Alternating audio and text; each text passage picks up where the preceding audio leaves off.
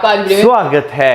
Happy Janmashtami, जो कि आज और कल दोनों दिन सेलिब्रेट 6 और 7 सितंबर। बिल्कुल, और हमें उसी से रिलेटेड एक वीडियो सजेस्ट की है अभिषेक ने।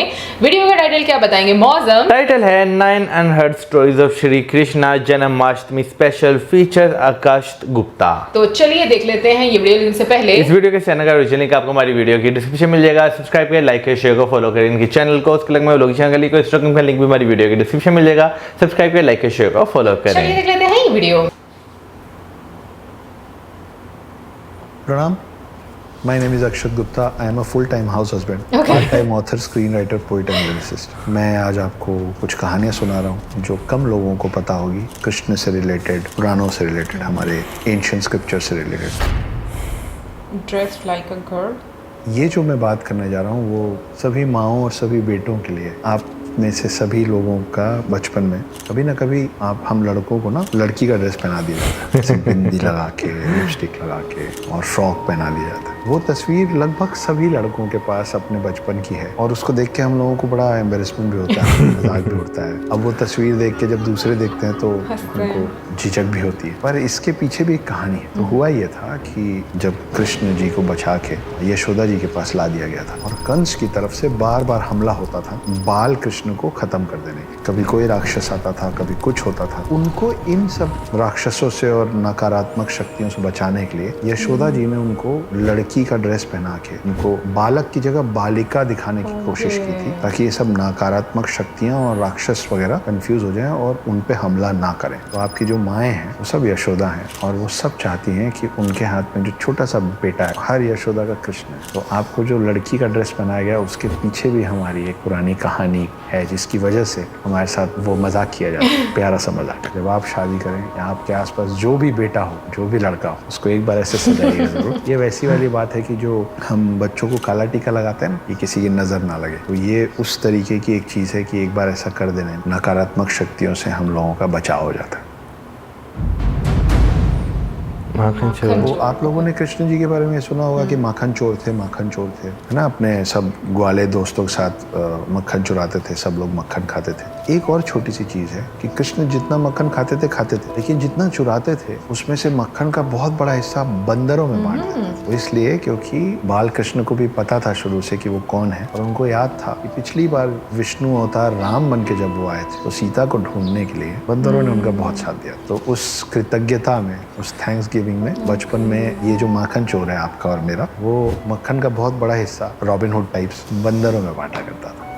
ये नई चीज है। गुरु दक्षिणा। पहले तो कृष्ण जी की जो ट्रेनिंग हुई थी वो उसका एक बहुत बड़ा हिस्सा उज्जैन में हुआ था। उज्जैन में एक ऋषि होते थे, ऋषि सांदीपनी। यहीं पे इनकी दोस्ती सुदामा से भी हुई थी। बलराम, कृष्ण, सुदामा, ये सब लोग इस उज्जैन के इस आश्रम में होते थे। जब उनकी पूरी ट्रेनिंग खत्म हुई, जाने के पहले वो ऋषि सांदीपनी के पास गए और बोले आप मुझसे गुरु दक्षिणा मांगिए। सांदीपनी बोले कि मुझे कुछ नहीं चाहिए, क्या ही मांग। तो कृष्ण जी ने उनसे कहा कि अगर मैं बिना गुरु दक्षिणा दिए आपके पास से चला जाऊंगा तो वो मेरे ऊपर एक भार रह जाएगा। तो जो आपको मांगना है मांगिए, मैं आपको दूंगा। तो सांदीपनी ने बोला कि मेरा एक बेटा था, वो खेलते खेलते समंदर के पास गया और चला गया। समंदर ने उसको निकाल लिया। ला सको तो मेरा वो बेटा वापस ला दो। तो हम लोगों को एक कहानी ये पता है कि कृष्ण जी कालिया नाग से लड़ने के लिए पानी के अंदर गए थे, लेकिन उसके अलावा भी एक बार वो पानी के अंदर गए थे। उन्होंने समुंदर को, सागर को ललकारा, बाहर आए और उन्होंने बताया कि एक शंखासुर नाम का एक राक्षस है जो समंदर के अंदर रहता है और जिनको भी वो कैप्चर कर लेता है उनको मारता नहीं है, उनको अपनी सेना में राक्षस बना के जोड़ लेता है, ज़ॉम्बी टाइप। जब वो अंदर पहुंचे तो उन्होंने देखा बहुत सारे और ऋषि मुनियों के बच्चे और इंसान हैं जो सब राक्षस बन गए। और तब वो अंदर जाके शंखासुर से लड़ के ऋषि सांदीपनी के बेटे को वापस लेके आया गुरु दक्षिणा के तौर पर। ये एक और कहानी है जो कम लोगों को पता है। ये मुझे भी नहीं था पता। शीशनाग अवतार। तो हम लोगों को ये मालूम है कि राम और लक्ष्मण जो थे, राम जो थे वो विष्णु अवतार थे और लक्ष्मण जो थे वो शेषनाग थे। जब रामायण खत्म हुआ, राम और लक्ष्मण ऊपर गए तो शेषनाग ने एक शिकायत की विष्णु जी से। उन्होंने कहा कि मुझे आप छोटा भाई बना के लेके गए और मेरी कोई बात ही नहीं सुनी आपने, क्योंकि मैं छोटा भाई था, मैं आपसे लड़ ही नहीं पाता था, आपको जो मन में आता था आप करते थे। तो विष्णु जी ने बोला कोई बात नहीं, अगली बार चलेंगे तो तुम बड़े भाई बन जाओ। समय बीता, द्वापर युग शुरू हुआ और फिर विष्णु अवतार कृष्ण आए। कृष्ण के बड़े भाई थे बलराम। जो बलराम थे वो फिर शेषनाग थे और कृष्ण जो थे वो विष्णु अवतार थे। कृष्ण की जो दादी थी उनका नाम था मारिशा और कृष्ण की एक सौतेली माँ थी जिनका नाम था रोहिणी। रोहिणी के पुत्र थे बलराम और रोहिणी और मारिशा जो थे वो नाग जनजाति से आते थे, क्योंकि बलराम जो थे वो शेषनाग थे। तो उनको नाग जनजाति से ही आना था इस पृथ्वी में। लिखित में है कि कृष्ण जी कैसे दिखते थे, उनकी आंखें कैसी थी, उनका नाक कैसा था, वो मुस्कुराते कैसे थे, उनका रंग कैसा था। आपको पता है जो पहली बार कृष्ण को शब्दों में बयान किया गया था, शब्दों में वर्णित किया गया था, वो किया था उत्तरा ने। उत्तरा कौन थी? उत्तरा थी अर्जुन के पुत्र अभिमन्यु की पत्नी। और उत्तरा ने जो लिखा था कि कृष्ण कैसे थे, कैसे दिखते थे, उनका रूप जिन शब्दों में उन्होंने वर्णित किया था, उन शब्दों के आधार पर कृष्ण की छवि बनाई गई, उनको उकेरा गया। वो किया था वज्रनाभि। वज्रनाभि कौन थे? नए नए नाम है ना। वज्रनाभि थे कृष्ण के परपोते, ग्रेट ग्रैंडसन। और वो किस बेसिस पर बनाई थी? उस आधार पे जो उत्तरा ने कृष्ण के बारे में लिखा था। तो आज आप जितनी तस्वीरें देखते हैं कृष्ण की और जितना कुछ कृष्ण के बारे में पढ़ते हैं, उसका पहला उल्लेख in writing done by Uttara, and पहली तस्वीर जो बनी थी वो वज्रनाभि ने बनाई थी। उसी की सारी कॉपीज बन रही है जो आप और मैं अब देखते हैं। आप लोगों को पता है कृष्ण जी को ज्यादातर जगह जैसे चित्रित किया गया है, जैसे वर्णित किया गया है, जैसे उनके बारे में बात बताई गई है, जिस तरीके से उनको दिखाया गया, हर चीज थोड़ा आर्टिस्टिक थी। चलने का तरीका, बात करने का तरीका, मुस्कुराने का तरीका। यही कृष्ण जो गोपियों के इतने प्यारे थे, बड़े नाजुक से थे, बड़े कोमल स्वभाव के थे, वही जब युद्ध में उतरते थे तो उनका शरीर चौड़ा हो जाता था, उनका शरीर वज्र जैसा कठोर हो जाता था। वो जिससे लड़ने जाते थे वो उसके जैसे और उससे भी बड़े हो जाते थे। वज्र समझते हैं ना, पत्थर से ज्यादा कठोर हो जाता था उनका शरीर। तो वही कृष्ण जब प्रेम में होते थे तो बिल्कुल फेमिनाइन होते थे, और वो जब युद्ध में उतरते थे तो बहुत ही ज्यादा मस्कुलाइन हो जाते थे। ये उनकी एक शक्ति थी जिसके बारे में हम लोगों ने कम सुना है। आजकल एक नई बात चल रही है हमारे भगवानों के बारे में। वो ये है कि तुम्हारे भगवान तो बड़े कमज़ोर थे, तुम्हारे भगवान रोने लग जाते थे, अपनी पत्नी को नहीं बचा पाते थे। इस तरह की बहुत सारी बातें होती है भगवानों के बारे में। ये सब सच है, पर ये बोलने वालों को एक और बात नहीं पता है, मैं बता देता। हमारे भगवान बीमार भी पड़ते थे। एक बार कृष्ण बीमार पड़ गए थे, बहुत ज़्यादा बीमार पड़ गए। तो वैद्य आए और बोले कि इनको प्रेम करने वाली कोई भी महिला अगर अपने चरणों की धूल इनके माथे पे लगा देगी तो ये ठीक हो जाएगी। और कृष्ण इतने बीमार पड़ गए थे कि मुश्किल हो गया था उनको ठीक करना। तो कृष्ण की 8 पत्नियां थी। सब लोगों के पास वैद्य गए और बोले आप अपने चरणों की धूल दे दीजिए, हम कृष्ण के माथे पे लगाएंगे, कृष्ण ठीक हो जाएंगे। इन सब ने बोला नहीं, कृष्ण हमारे पति हैं, पति परमेश्वर होता है, कृष्ण अपने आप में इतने महान है, उनके माथे पे मेरे चरण का धूल लगेगा तो मुझे पक्का नरक मिलेगा, मुझे ये पाप नहीं करना, मैं नहीं करूँगी। जब 8 की 8 पत्नियों ने ये करने से मना कर दिया तो ये वैद्य लोग जो थे वो गए गोपियों के पास, और गोपियों से जब यही बात कही गई कि कृष्ण के माथे पे आपके चरणों की धूल लगाने, तो सारी गोपियों ने अपने चरण का धूल निकाल के दे दिया। वैद्यों ने पूछा कि ये पाप आपको लगेगा, आप नरक जाएंगी अगर आप ऐसा करेंगे, फिर भी आप करने को तैयार। तो सारी गोपियों ने बोला कि हम कृष्ण से इतना प्रेम करते हैं कि कृष्ण के लिए तो हम नरक भी चले जाए, अगर कृष्ण के भले के लिए हमको तकलीफ झेलनी पड़ेगी तो हम उसके लिए तैयार। तो ये होता है असली प्रेम। फिर गोपियों के चरणों की धूल ले जाके कृष्ण के माथे पे लगाया गया और कृष्ण ठीक हो गए। कृष्ण जी के बारे में बहुत सारी चीज़ें बहुत सारे लोगों ने अलग अलग तरीके से लिखी। एक अजीब सी बात यह है कि पुरानी जितनी भी चीज़ें कृष्ण के बारे में लिखी हुई हैं, राधा का कहीं जिक्र नहीं। राधा का जिक्र बहुत बाद में आना शुरू हुआ है लेखन। उसमें से एक लेखनी है जो कविताओं में पूरा कृष्ण के बारे में सब कुछ लिखा हुआ है। उस लेखनी का नाम है गीत गोविंद। ये लिखा था जयदेव ने। जयदेव बहुत बड़े भक्त थे कृष्ण के। तो एक बार हुआ यूं कि जयदेव बैठ के कृष्ण पे कविताएं लिख रहे थे, पूरी उनकी कहानी गढ़ रहे थे कविताओं में, और एक प्रसंग आया उनके मन में। वो प्रसंग ये था कि राधा पूरी तैयार होके कमरा सजा के बैठी हुई थी, कृष्ण के आने का इंतजार कर रही थी। जब कृष्ण आए और राधा उनके पास गई तो कृष्ण के कंधे पे किसी और युवती का बाल था। ये बात राधा को इतनी तकलीफ दी कि उसके बाद राधा कृष्ण से कभी मिली नहीं। जब ये बात जयदेव को लिखनी थी तो जयदेव को समझ ही नहीं आ रहा था कि मेरे आराध्य हैं ये, मैं इनका भक्त हूँ, मैं इनकी इतनी पूजा करता हूँ, मैं ऐसी बात इनके बारे में कैसे लिखूं, जिसको राइटर्स ब्लॉग बोलते हैं हमारे भाषा में। वो सोचते रहे, उनको लगा मैं ये नहीं लिख पाऊंगा, मैं नहीं लिख सकता। उन्होंने सोचा लेट्स टेक अ ब्रेक।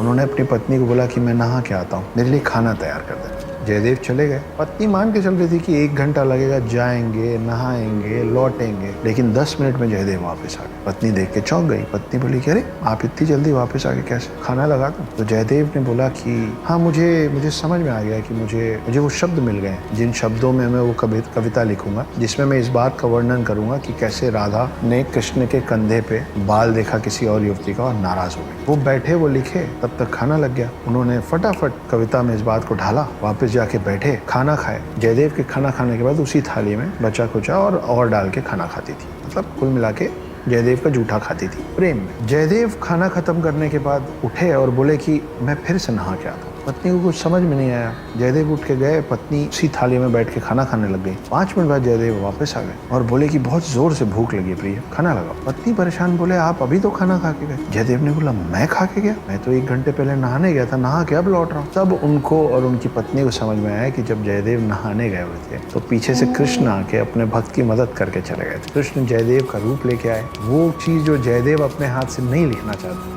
उसको कृष्ण ने कविता में ढाला। तब तक पत्नी ने खाना लगा दिया था तो उनकी अपने भक्त की पत्नी का निरादर नहीं करना चाहते थे, इसलिए बैठ के खाना खाए। और तब जयदेव को समझ में आया कि मेरे आराध्य जिनका मैं इतना बड़ा भक्त हूँ, जिनको मैं कभी नहीं देखा, वो दर्शन देके चले गए मेरी पत्नी को। और मेरी पत्नी जिस थाली में खाना खा रही है तो कृष्ण का जूठा खा रही है। और उस दिन के बाद जयदेव अपने पूरे जीवन अपनी पत्नी के थाली में अपनी पत्नी के बचे हुए जूठन से अपना पेट भरे और अपनी पत्नी का चरण स्पर्श किए, क्योंकि पत्नी वो हो गई थी जिन्होंने कृष्ण के दर्शन कर लिए।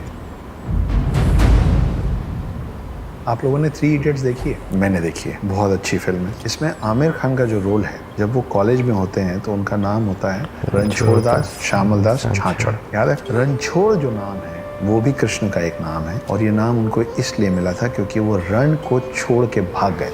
ये सच है। तो हुआ ये था कि जब जरासंध ने हमला किया था कृष्ण की नगरी पे, तो कृष्ण ने ये निर्णय लिया कि ये लड़ने का वक्त नहीं है। तो सारे जो यादव थे, जो बहुत अच्छे लड़ाकू थे, योद्धा थे, वो रणभूमि छोड़ के जाना नहीं चाहते। उन्होंने कहा हम लड़ेंगे, भले हम लड़ते लड़ते मर जाएंगे, लेकिन हम अपनी भूमि के लिए, अपने राज्य के लिए लड़ेंगे। और तब कृष्ण जी ने कहा था कि हमेशा युद्ध ही एकमात्र जरिया नहीं होता है। अगर हमेशा सब लड़ते ही रहेंगे तो प्रोग्रेस कब करेंगे, आगे कैसे बढ़ेंगे अगर लड़ के मर जाएंगे। तो ये जो शक्ति है अपने अंदर और ये जो कर्मठता है, इसको सिर्फ युद्ध में मत गवाओ। Progress, be progressive, and if you want to progress you will have to stop fighting. इस कहानी में मज़ा आया? अगर मज़ा आया तो ऐसी ही और अनसुनी, अनकही, अनदेखी कहानियों के लिए स्टे ट्यून्ड। भाई आज इतिहास के बारे में जो है हमने ये 9 बातें जो है वो सुनी है, मेरे लिए सारी बहुत ज़्यादा नई थी और लिटरली जिस तरह बयां की जा रही थी, बताई जा रही थी, वो तरीका भी बहुत अच्छा था, बहुत मज़ा आ रहा था सुनने का मुझे। बिल्कुल, इतनी इंटरेस्टिंग थी कि लाइक दिल कर रहा था आप और सुनो और सुनो। और यहाँ पर मैं कहूँगी कि अक्षत सर का भी जो स्टाइल है स्टोरी बताने का वो बहुत अच्छा है। सो मैं कहूँगी कि एंशिएंट हिस्ट्री के बारे में जिस तरीके से उन्होंने हर पहलू को बताया और उसका एक महत्व, उसके पीछे क्या उसका एक मैसेज था, उसके बारे में बताया, तो इतना मज़ा आ रहा था सुनने का। और क्योंकि एनिमेटेड फॉर्म में भी था साथ में, तो और ज़्यादा इंटरेस्ट आपका और ज़्यादा डेवलप हो रहा था। अच्छा, स्टार्टिंग से बात करते हैं पहले पॉइंट से, जो कि ड्रेस्ड लाइक अ गर्ल था। सो उसमें मुझे मौसम याद आ गया क्योंकि हम लोग 3 बहनें थी, फिर उसके बाद हमारा भाई उमर, फिर उसके बाद सबसे छोटा ये था। तो कभी कभी हम, क्योंकि जब जो बच्चे बहनों में रहते हैं ना, तो उनका कभी कभी ऐसा होता है कि इंटरेस्ट बहनों जैसा भी हो जाता है, तो हम अपनी फ्रॉक्स इसको भी पहना दिया करते थे कभी कभी। सो मतलब बचपन में इसकी भी पिक्चर्स ऐसी हैं कि हाँ, मैं देखी हुई है।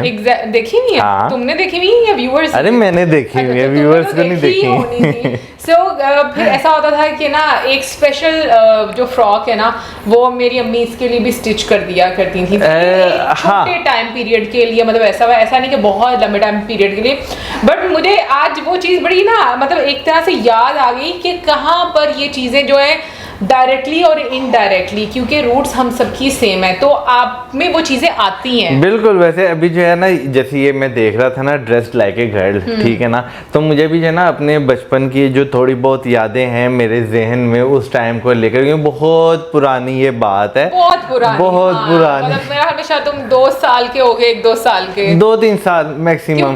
तो को भी मुझे अच्छे से याद है, मेरी एक बड़ी खूबसूरत सी फ्रॉक हुआ करती थी और हमने मेरे से जो छोटा भाई उसको भी पहनाई थी।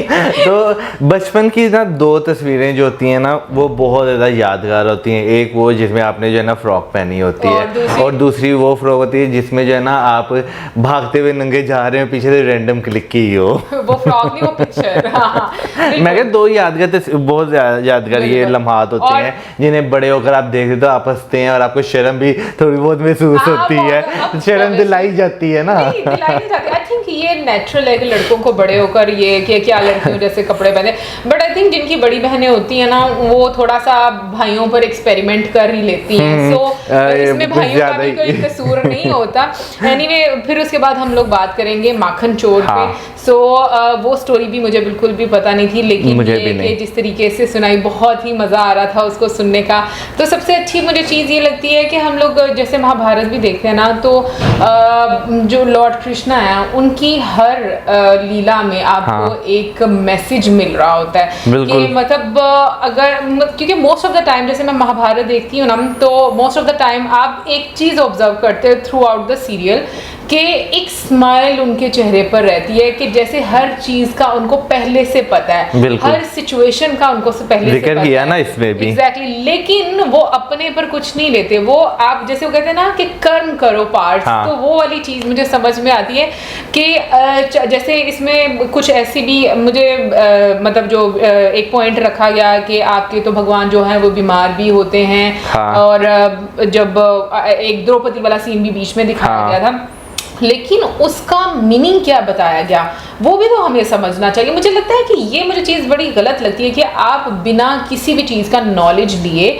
आप ना दूसरों का मजाक बनाना शुरू हो जाते हो, ये बहुत गलत बात है। और मुझे लगता है कि ये मतलब लोगों को समझना चाहिए, क्योंकि हम में से बहुत सारे लोग ऐसे हैं जिनको दूसरों के रिलीजन के बारे में बिल्कुल भी पता नहीं होता और हम लोग अपनी वैसे ही ओपिनियन बना लेते हैं। तो ये चीज़ मुझे लगता है कि सबसे बड़ी जो प्रॉब्लम होती है। भाई सबसे पहले मैं माखन चोर वाली बात करना चाहूँगा। मेरे लिए इसमें सबसे नई चीज़ ये थी क्योंकि मैंने जो महाभारत देखी है या जो वैसे एनिमेटेड फॉर्म में जो मैंने उससे थोड़ा बहुत देखा हुआ, उसमें ये था जो माखन वो लेते थे वो जो है वो उनके जो दोस्त थे वो खाते थे, लेकिन क्योंकि इसमें जो है जो बंदर हैं उनमें भी वो तकसीम करते थे। ये जो है मेरे लिए एक बहुत नई चीज़ थी। बाकी हाँ मैं बिल्कुल एग्री करूँगा कि भाई हम में से बेशतर लोगों हैं कि मोस्टली लोगों को इस चीज़ का आइडिया ही नहीं होता, हमें पता ही नहीं होता कि भाई अगले बंदे की जो होली स्क्रिप्चर्स हैं उसमें क्या चीज़ जो है वो लिखी हुई है। हम एक जो वो चीज़ देखते हैं ना कि अच्छा बस ठीक है ये हमने इतना देख लिया इतना सुन लिया, भाई यही रियलिटी है।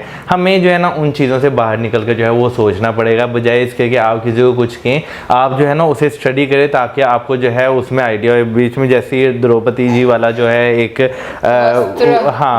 वो दिखाया गया, तो वाकई मोस्टली लोग जो है वो कमेंट कर सकते हैं इस तरह के, लेकिन जो उसके पीछे जो रियलिटी है उसके पीछे जो एक आपको ये लेसन दिया हुआ है भाई वो मेजॉरिटी लोग जो है ना उसे अनसुना कर देते हैं। मुझे ऐसा लगता है ना कि लोग जानना ही नहीं चाहते और उनका जो एक मतलब मोटिव रहता है ना वो बहुत ही डिफरेंट होता है, इस तरह से वो समझ भी नहीं सकते। और सनातन धर्म को जब से हम लोग पढ़ना शुरू हुए समझना शुरू हुए मतलब इट्स वेरी डीप नॉलेज। आप जानते हो लेयर बाय लेयर आपके सामने चीजें आती है, किस तरह हर कहानी के पीछे आपको क्या मैसेज दिया गया है, भगवान की हर एक्ट के पीछे क्या वो मैसेज है। और सबसे अच्छी चीज मुझे ये लगती है कि जो वो ह्यूमन फॉर्म में आते हैं और फिर उसके अलावा उसके साथ वो लोगों को बताते हैं, उनको बताते हैं कि भाई आपने क्या करना है, जिंदगी कैसे गुजारनी है, डिसीजंस कैसे लेने हैं। अगर हम लोग महाभारत देखें तो मतलब जैसे हम लोग राम जी को देखते हैं तो जो रामायण का टाइम पीरियड था उसमें मर्यादा पुरुषोत्तम दिखाए गए थे राम जी को, ठीक है कि वो अपनी मर्यादा को बिल्कुल भी उल्लंघते नहीं थे। लेकिन अगर हम महाभारत देखें तो उसमें कृष्ण जी ने बताया कि भाई जिंदगी के हर पहलू को आपने किस तरीके से लेकर चलना है। अगर ये स्थिति है तो उस स्थिति में आपको किस तरीके से एक्ट करना है, अगर कोई डिफरेंट स्थिति है तो उसमें एक डिटैचमेंट के बारे में बताया, धर्म के बारे में बताया। सो आई थिंक ये चीज़ सबकी समझ में नहीं आती, आपको एक टाइम देना पड़ता है और उसके बाद जो चीज़ें हैं वो आपको समझ में आती है। बाकी बहुत सारे इंटरेस्टिंग फैक्ट्स थे, जैसे कि कृष्णा जी का जो फर्स्ट डिस्क्रिप्शन वाला था वो बहुत इंटरेस्टिंग था। बिल्कुल गुरु दक्षिणा वाला भी, इवन कि महाभारत में गुरु दक्षिणा वाला जो है वो एक जगह पर दिखाया जरूर गया है, लेकिन पता नहीं शायद मैं भूल गई हूँ, इस वजह से मुझे याद नहीं है कि उन्होंने गुरु दक्षिणा में, मुझे भी यही लगता है कि कुछ नहीं मांगा। आगे जो समंदर वाला था ना सीन, वो वाला मुझे नहीं पता था, इसके बारे में मुझे याद भी नहीं। वैसे मैं अभी वहां तक नहीं पहुंचा, नहीं मैं क्योंकि मैं तो काफी ज्यादा आगे हूँ, लेकिन मैं वैसे बात कर रही हूँ कि मतलब मुझे याद नहीं कि ऐसा कुछ उसमें बोला गया है। बाकी जो है जहाँ पर बीमार पड़ जाते हैं तो वहाँ पर जो उनकी बीवियों से पूछा जाता है और उसके बाद जो है जो गोपियों से पूछा जाता है, तो वो भी जो है मेरे लिए काफ़ी एक न्यू चीज़ थी। और वहाँ पर जो है ना भाई उनके लिए जो है नर्क में भी जलने को तैयार है। तो वाकई आप ये देखेंगे कि प्यार की इंतहा। और जहाँ पर जो है जयदेव पोइट जो है, जो उनकी बात आती है, तो मुझे जो है ना, जो मैंने वो किस्सा सुना वो भी मुझे बहुत ज़्यादा इंप्रेसिव लगा। बिल्कुल, इनफैक्ट जितने भी हम लोगों ने पहलू जाने ना, उसमें से मुझे ये वाला बड़ा इमोशनल लगा था। बट अभी भी ना मेरे लिए रहस्य की बात है कि मतलब जो उन्होंने बताया है कि राधा जी ने लॉर्ड कृष्णा जी के कंधे पर बाल देख लिया, फिर वो ऐसा क्यों हुआ और क्यों उनकी ऐसी सोच आई, और मतलब उसको किस तरीके से जो पोइट्री है उसमें आंसर किया गया, वो प्लीज़ हमारे साथ ज़रूर शेयर कीजिएगा। मैं जानना चाहती हूँ कि क्या कृष्ण जी ने बताया होगा। सो ये एक मतलब ऐसे पहलू हैं जो कि मैं कहूँगी कि बहुत सारे जो भक्त लोग होते हैं, जो वाकई में स्पिरिचुअलिज्म में बहुत ऊपर होते हैं, उन लोगों के साथ ऐसी चीज़ें होती हैं। बट जिस तरीके से उनकी वाइफ के साथ उनका फिर मतलब एक हम लोगों को सुनने को मिल रहा है कि जिस तरीके से उन्होंने किया, मतलब वो वाकई में दिल छूने वाला था। और उसके अलावा रणछोड़ वाली अगर मैं बात करूँ तो ये भी मैंने पहले सुना था, लेकिन फिर वही बात आ जाती है, मैं हमेशा ये चीज़ सोचती हूँ कि जिन लोगों ने आप उसका मैसेज ना समझना हो और हर चीज़ में कोई ना कोई प्रॉब्लम निकालनी हो ना, ऐसे लोगों को आप चीज़ें समझा नहीं सकते। एनीवे, ओवरऑल मैं कहूँगी बहुत खूबसूरत वीडियो, बहुत डिफरेंट खूबसूरत पहलू थे एंशिएंट हिस्ट्री के, एंड आई होप आप लोगों को भी अच्छे लगेंगे। आप में से किस किस को इन पहलुओं के बारे में पता था, ज़रूर हमारे साथ शेयर कीजिए कॉमेंट सेक्शन में। और इसी के साथ ही मैं video like, subscribe, share, good bye.